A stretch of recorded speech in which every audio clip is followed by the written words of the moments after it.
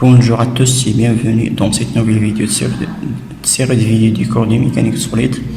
Donc, cette vidéo est consacrée au résumé du chapitre 2, donc qui est intitulé Cinématique du solide. Donc, le mot cinématique est la partie, ou bien la cinématique est la partie de la mécanique qui étudie le mouvement des corps indépendamment des causes qui le produisent.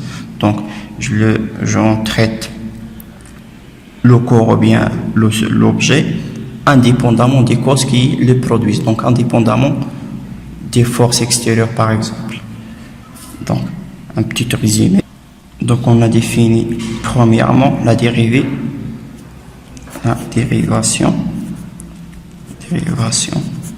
composée. Donc, du par rapport à dt dans le référentiel R0 qui est égal à du sur dt dans le référentiel R plus quoi? Plus la vitesse de rotation de R par rapport à R0 vectoriel U. Celui-là s'appelle formule de bord. Donc, c'est ça, premièrement. Deuxièmement, on a défini c'est quoi un solide indéformable. Donc, solide indéformable,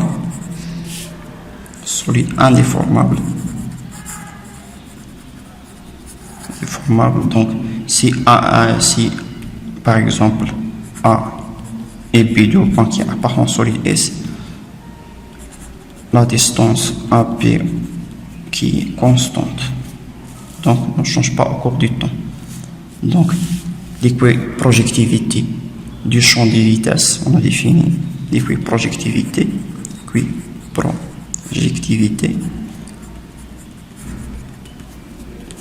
des champs ou bien du champ des vitesses.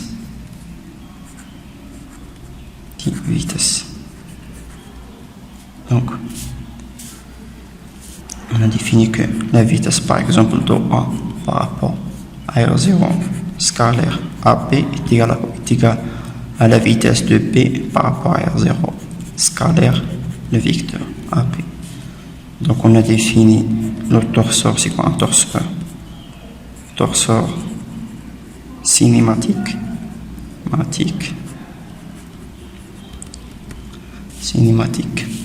Donc, un motivé de S, un solide S par rapport à R0 entre crochet, deux éléments de réduction oméga S par rapport à R0 et de vitesse, par exemple un point A ou bien un point P qui appartient à S par rapport à R0. Donc, on a passé à la relation de Varigon ou bien la relation fondamentale de la cinématique solide. Donc, la relation fondamentale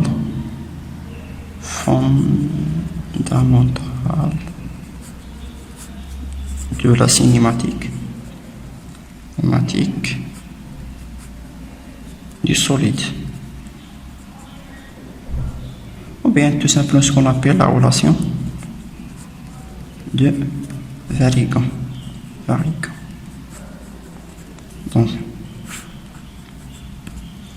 qui est égale à quoi? Par exemple, la vitesse du point B appartenant à S par rapport à R0 est égale aux vitesses de A appartenant à S par rapport à R0 plus la vitesse de rotation de S par rapport à R0 vectoriel à B. Donc, on a passé au champ des accélérations, ou bien la formule de Rivas, champ des accélérations, ou bien tout simplement la formule de Rivas.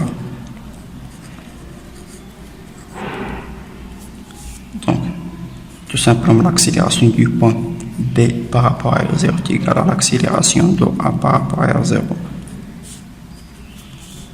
Plus quoi? Plus la dérivée du vitesse de rotation de S par rapport à R0 sur dt par rapport au référentiel R0 vectoriel de vecteur AP plus oméga vecteur de S par rapport à R0 vectoriel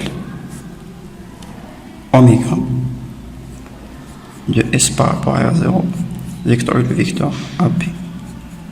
Donc c'est ça la formule de Rayleigh.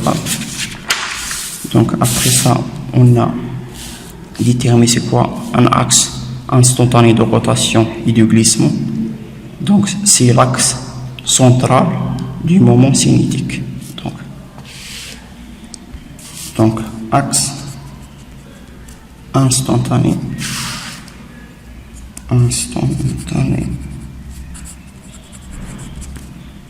de rotation et de glissement.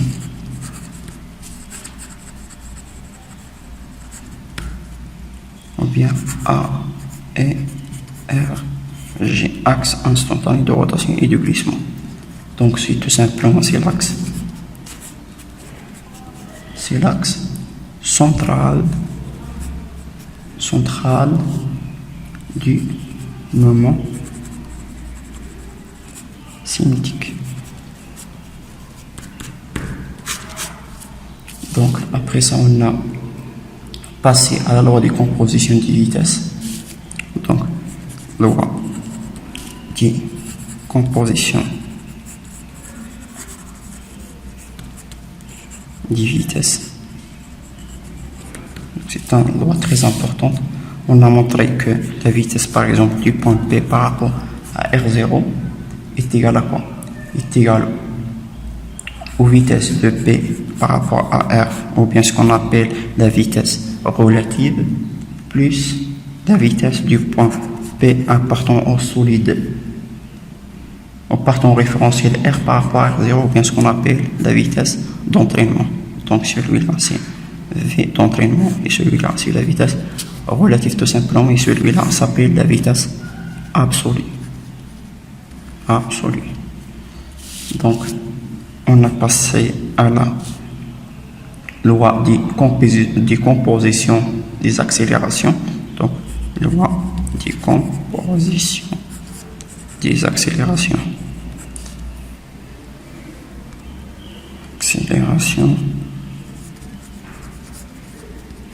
Donc on a montré que l'accélération de P par rapport à R qui est égale à quoi? Est égale à l'accélération de P par rapport à R plus quoi? Plus de point P appartenant à R par rapport à R0 plus 2 fois oméga vectoriel la vitesse de P par rapport à R. Donc la vitesse de S par rapport à R0, bien sûr. Donc celui-là s'appelle l'accélération relative. Donc celui-là c'est l'accélération d'entraînement et celui-là s'appelle l'accélération de Coriolis et celui-là s'appelle l'accélération absolue. Donc après ça on a défini la loi de composition des vecteurs de rotation. Donc loi de composition de vitesse, ou bien des vitesses de rotation. Donc on a montré que oméga de S par rapport à R0 qui est égal par exemple oméga de S par rapport à R plus oméga de R par rapport à R0. Donc on a passé à la loi de composition du tenseur cinématique. Donc on a démontré que tout simplement que le torseur cinématique de S par rapport à R0 il écrit tout simplement de V de S par rapport à R plus par exemple comme la vitesse de rotation. Donc il est égal à quoi? Il est égal au torseur de R par rapport à R0.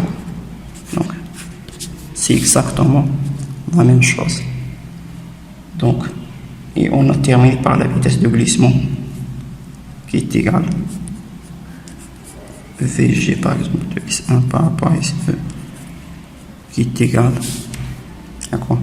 Est égal à la vitesse de I1 appartenant à S1 par rapport à S2 qui est égal à quoi? Est égal à la vitesse du point I appartenant à S1 par rapport à R0 moins la vitesse de I appartenant à S2 par rapport à R0. Après ça, on a défini c'est quoi la condition de roulement